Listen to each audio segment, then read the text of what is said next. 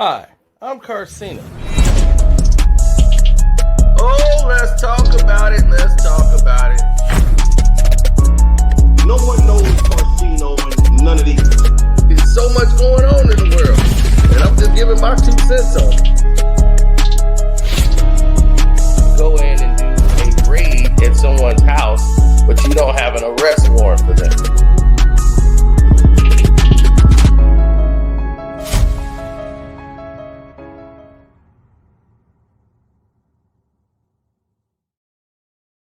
What's good?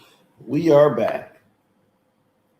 And I want to say thank you to everybody that showed love and support to the page. We appreciate everything that you do. Let's talk about the Netflix and iHeartRadio deal. This is a Patreon exclusive, which means I'm not putting this on YouTube to about 6,000 years. I'm just kidding. You might see it on YouTube one day. But right now, this is exclusive only for my Patreon VIP members. Now, here's the situation. Okay, Netflix and iHeartRadio, the deal that they did was unprecedented. I mean, completely unprecedented. This is the first time Netflix, who want to get away from the movies because they realize the movies are not drawing in a lot of attention. Series are, that's where a lot of the money and the revenue comes from. Then you get more repetitive viewership from that than actual movies. Unless it's a kid movie, which kids watch the movies over and over and over again. Adults watch it one time, and that's basically it. Now, YouTube's ad revenue in this business, because now Netflix is stepping on YouTube toes. YouTube's ad revenue is at $32 billion. Netflix is at $34 billion, as you can see right here. Most people don't look at the charts and realize anything about the business that they're in. Now, with that being said, we go to the extreme. Let's get to the next level, or the level that makes the most sense. Okay. Here's what makes the most sense, because we want people to understand this. Netflix is basically went into a proxy war against YouTube because YouTube housed the majority of this content, basically for free. They just get a percentage of your ad revenue because they have $32 billion to play with. Now, where they dispense it and how it's dispensed all goes into this process of that other creators don't like, is that they have to pay to play. They have to promote. They have to get out there. They're not going to do like the rest of us and do the legwork. They have to go out there and fake it. And now they can buy themselves a spot. And because they're buying themselves a spot, they're putting themselves in a position to where this is going to be the minimum of what they earn. Now, let's take, for instance, things that we wanted to see develop between this. They said, okay, well, they're creating an optional lane. This will clear the way for other creators. Yes and no.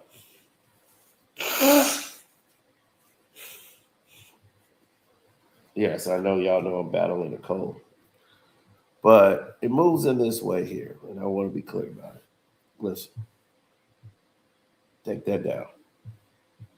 Let's be clear about this. When you start, what the hell are they doing? Okay. When you start, that might be me airheaded, not getting a lot of oxygen through my stuffed nostrils.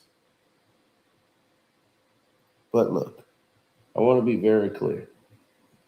when people start talking about the very best that they could do,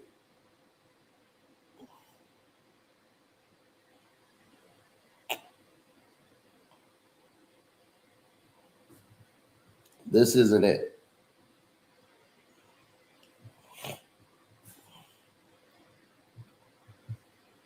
This deal is not what people think it is. Okay. First of all, the devil's in the details. They're not disclosing anything about it, the contracts or the deals itself. That's a warning sign one. And the language they use kind of tells you this is something they don't want out. They kind of don't want this YouTube versus Netflix thing out. They don't want YouTube to follow this platform of what they're doing. Now, here's where it's going to get a little crazy. Hi, I'm Carcino. Oh, let's talk about it. Let's talk about it. No one knows Carcino and none of these. There's so much going on in the world. And I'm just giving my... If they don't stop that, why do they keep running my intro? My goodness, I've got to get this thing fixed. But let's continue. Here's the overall problem of the situation that makes it problematic. Now, this YouTube Netflix situation started because they did a deal with iHeartRadio. iHeartRadio didn't like the terms of all their shows that they had that was on YouTube. They didn't like the way the revenue was being split and how much money they were paying out. So they did this $200 million deal with Netflix. So it's like, oh, the Breakfast Club did a $200 million deal. They tried to spin it into that. No. There's about, let me see, 1, 2, 3, 4, 5, 6, 7, 8, 9, 10, 11, 12, 13, 14, probably 14 to 15 shows are going to Netflix. And they got to split 200 million into this deal. But what they're losing is something more vast than that kind of money. Now, what is going on here?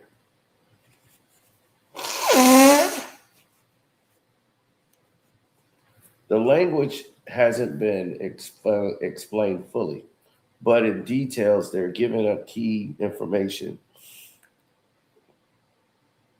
They have Rory and Mo. Rory and Maul. That's one of the main things that they got. They have the Breakfast Club, Bobby Jones. They got Joe and Jadakiss, Chelsea Handler.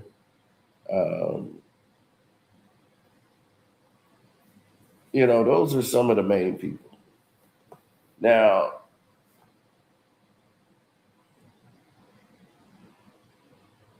here is why some of the other creators, such as Joe Budden, didn't engage in such a type of deal.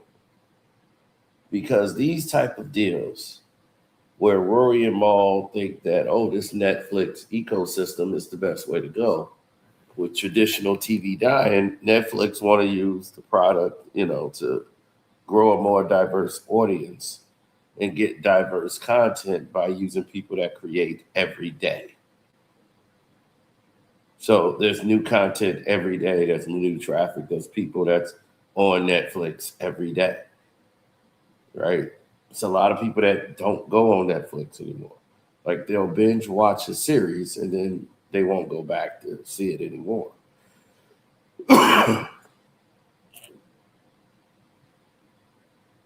They want to acquire Warner Brothers, and basically HBO is going to be strip mined because that's it.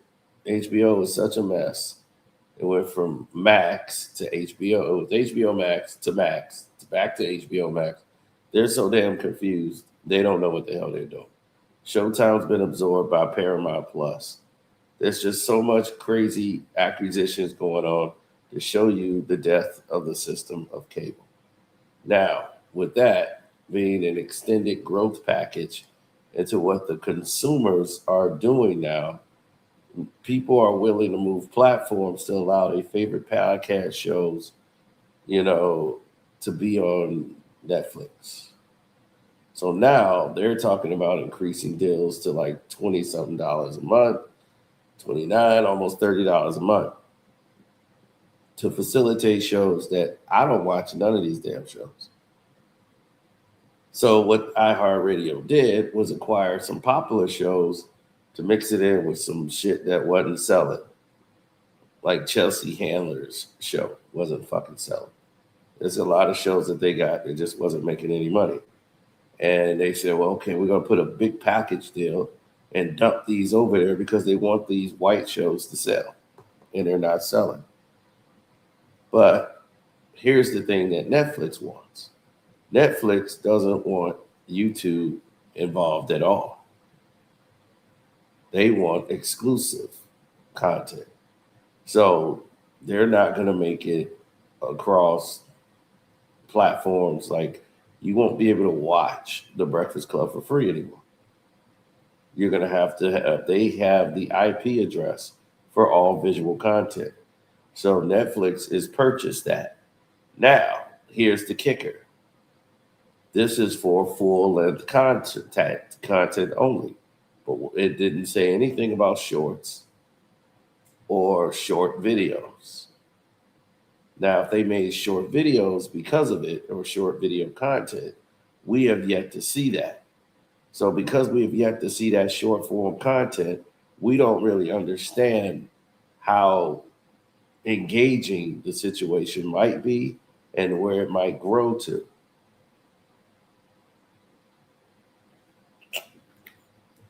Now, when you start asking yourself these type of questions, things get a little dangerous because it's saying that I would rather move my show back and forth over there, things to consider as an individual or power player in this game. The Black Effect, which is 49% owned by iHeartRadio. So they were able to take that deal part over there to iHeartRadio and ship that over to Netflix. And there you have it. So now the Black Effect and all of this is moved over there.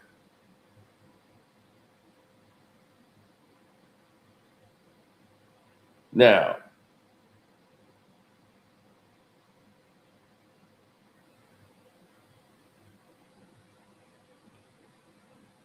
it's a lot of things going on here.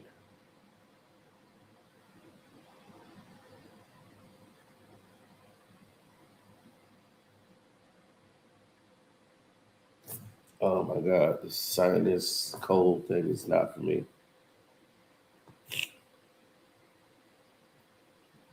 So,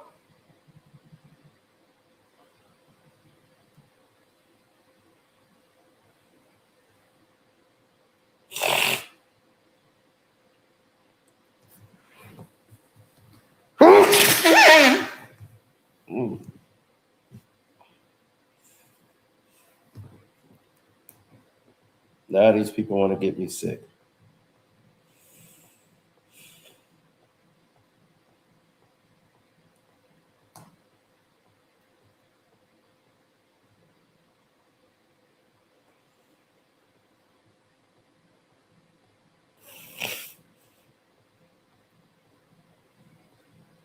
Well, here's the thing. Most of these people are not paying attention. It's all a setup to see the peers to learn, complainers to complain. Most importantly, to our viewers and listeners, tune in and watch all of this take place, right? Ian Schwartzman act like him and Netflix have a good deal, and that's going to be the way to go. That's going to be the route they want to take themselves. But here's the problem. You're going to have to give up. You're going to have to give up your IP. That means your intellectual property for visuals. Like, they'll be able to do Spotify, everything audio. But as far as your revenue being made from like all other platforms, you're doomed. Your video platforms, everything else, you're doomed. They have no use for you. Now, you might be saying, that ain't right. How they gonna have no use for me? That sounds crazy. No, it sounds right. They have no use for you.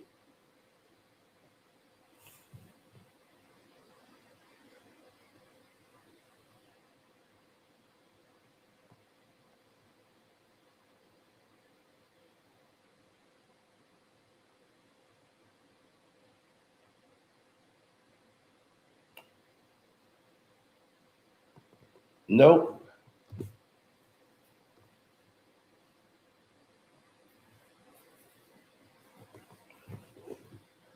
Well, I'll tell you like this. Oh, see, Joe Button right now was in a better position because they are negotiating for themselves. They own their own show. The Breakfast Club is not owned by Charlemagne the God. It's owned by iHeartRadio. The Black Effect, once again, iHeartRadio is doing what they're doing, so they control the decision making, everything that's taking place. So, who retains the equity of the show? Those profits that take place. Who controls all that? Distribution that aligns with the company. You know, how much control you're gonna have? Because at the end of the day, Netflix is going to make the decision. And everyone thinks that this is going to be huge for Netflix and huge for the Rory and Maul and all these other shows. They're going to do large numbers now. Don't think so. Now, here's where it backfires. The things they don't see. YouTube has a greater reach to the public than Netflix. You're taking money, upfront money, big money upfront for smaller results. Netflix is a smaller platform that's not made for this. They're trying to create a space for it. But now you want people to pay to see your content when they were just watching it for free on YouTube. And this was about as much as you get. So yes, the YouTube AdSense splits, we don't know all the people's splits, but that's why Charlemagne and Joe often bump heads, because they have two different philosophies when it comes to business. There's no wrong or right way about it. There's just a way to do business that works for you. You know, you have the topic of individuals that think differently versus those who think in a different space. A lot of people don't want to be content creators for the rest of their life. A lot of people might say, hey, this is the way I want to do. I want to have revenue coming in and I want to make content when I want to make content. I don't want to have to make content for the rest of my life where I get to not enjoy my life.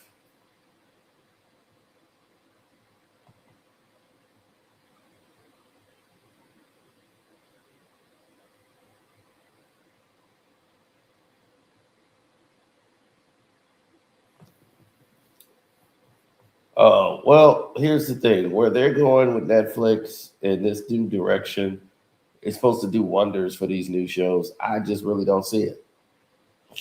I see them throwing big money up to try to make something take off that isn't going to take off. I mean, you've been having viral clips, and there really hasn't been a lot of money into shorts. You got 60-second shorts, and YouTube really couldn't figure out the short space for revenue. So shorts are not really bringing in any money. But if that's the only thing Netflix is going to allow to be to push on YouTube and say, okay, you could do this. But from what I've heard, intellectual properties is going to be going to Netflix. So that means they own your visual rights. That means anything with the show Netflix owns. You'll probably get they're paying you for that visual right. So they control the content. They control what clip goes out, how it's going out, when it's going out.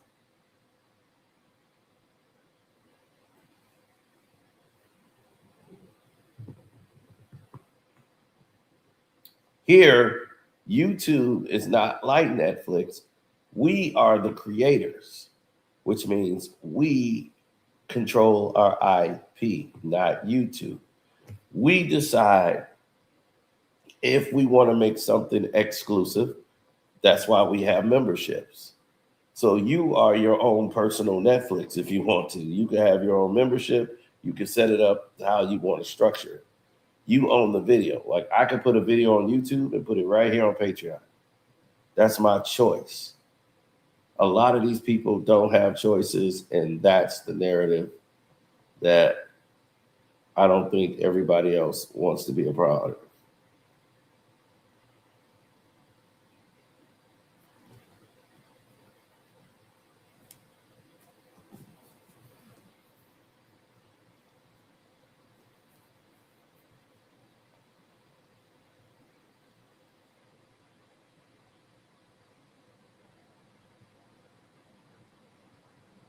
Yep.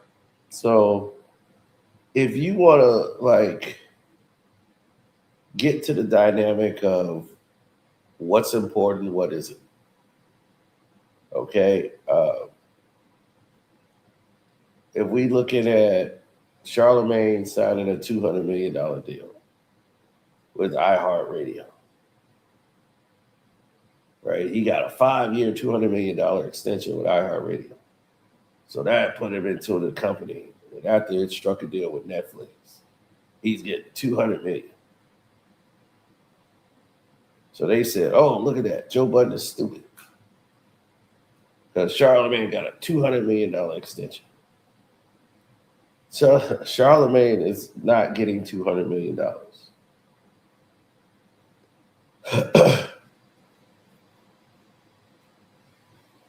His contract is worth up to $200 million based on the number of people that's in the Black Effect, these other podcast shows that he built that he gets to eat off of. So with the Netflix deal coming in and paying that hard fee, throwing down the money, now you're stuck in a whole new space. So now this whole renewal deal with him is worth about $200 million because of all these other shows that got picked up that were mostly on the Black Effect. So Charlemagne's going to get a larger cut of the money, right along with iHeartRadio. And they're going to eat off all these shows that's on the Black Effect. So for 5 years, they're with iHeart, right? But they're not with Netflix for 5 years. So all of these shows got to be compensated, of course. And most of these shows, they were popular on YouTube to a certain degree. And most of them are struggling to make the revenue to keep paying to take care of staff and everybody else. They have to reduce themselves down. Joe and Jada, they basically started to get some traction because of Joe and Jada, but they really weren't doing the numbers yet. So they had to kind of fake it till they make it. So right now, they're in that honeymoon stage, that first year of the deals. That's going to fade. It's just like Rory and Mal. Rory and Mal, they basically, their whole first year was at war with Joe Budden. So people are caught into the whole Rory and Mal versus Joe. And then that goes for about a year. Then that dies off and they try to do regular shows that don't mention Joe. So now they're doing all these shows that don't mention Joe Budden. And those shows don't move because the fans that they had were mostly Joe Budden fans. Now, Joe, whenever the numbers start to dwindle down over there, he started mentioning Roy and Maul so that people could start. Joe mentioned Roy and Maul so people could pay attention to the show. Then they start paying other creators to be support channels, like The Stop. Every day, The Stop got a video about Joe Button. Oh, conflict on the Joe Button. Conflict. Oh, ISIS fighting with Ish. Ish is finna walk out. This might be the last show for Q. Queen's Flip. Flip left the show early. You know, it's just fluff. And you just, you know, it's like, how many times you gonna keep playing this card? Like, who wants to keep focusing on this? It's like, at this point, it's bullshit. So anyway, that's just how they choose to move and operate. But as far as the Netflix situation, I don't see it working out well for the creators. When you want to do things and it's not going in the direction you want. Like Joe and Jada, they have a reputation, so they can have guests, you know, on their show because people, you know, they respect them in this business. You know, Roy and Maul, who gonna be they fucking guests? Don't nobody really fuck with Roy and Maul. So that's why they don't have any guests. They can't bring anybody on the fucking show. So now you got a show where you basically have no guests and they just gotta watch you every fucking day. So they gotta deal with your bullshit. Now you gotta deal with the psychology of all this shit put together and say, okay, it's only 24 hours in a day. I'm supposed to what? Just watch Netflix and zone out on all these fucking shows? No, they want people who care about these shows to care about them on Netflix. Then they're going to find out that these shows aren't as popular as they thought. And iHeartRadio, they're going to tell iHeart, what the fuck is this? Nobody's watching this shit over here. We put it out here and nobody cares. And we just signed an exclusive deal with you for these fucking shows. Nobody's watching Rory and Maul on Netflix. They're going to see that I'm not wishing bad on them. I'm just saying they're going to find out that this deal is not as good as it's advertised.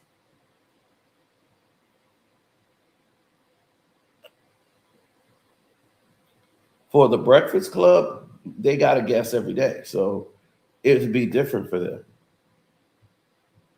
That's how you grow. If you're in the podcast space, you need to have a guest at least once a week, if not 2-3 guests every show. Breakfast Club got a guest every fucking day. 5 days a week, there's a new fucking guest on the show. So it makes sense.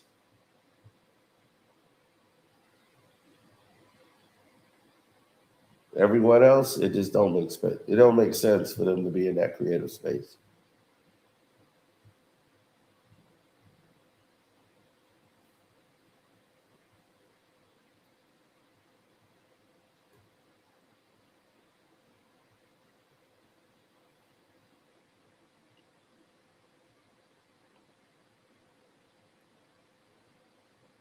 Yep. So anyway, I'm out. Take it easy. Deuces. Not feeling well, y'all. This cold is taking me down.